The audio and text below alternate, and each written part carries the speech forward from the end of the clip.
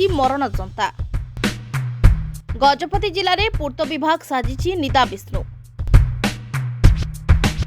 जिलार विभिन्न मुख्य रास्ताघाट मरण जंता पलटिछि। पूर्त विभाग अधीन प्रायतः समस्त रास्ता खालखमारे परिपूर्ण होइछि। वर्षा दिने खालखमा वृद्धि हेबारे लागिछि। ए विभाग अधीन थिबा जिला सदर महकुमा ठारू आरंभ करी ग्रामांचल रास्ता शोचनीय होई पड़िछि।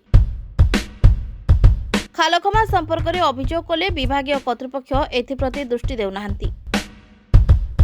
जिलार एपरि एक प्रमुख स्थान गोसाणी ब्लॉक गाराबंध ग्राम दे जाइथिबा राज्य राजपथ मध्य भागरे अनेक खालखमा सृष्टि होइथिबार देखिबाकु मिलिछि।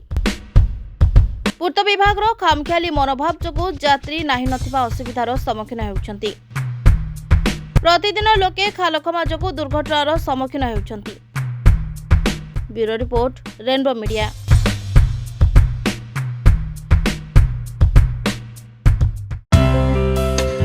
Please watch current updates in Rainbow Digital. Stay logged in www.rainbowodisha.com. Subscribe our channel in YouTube and press the bell icon.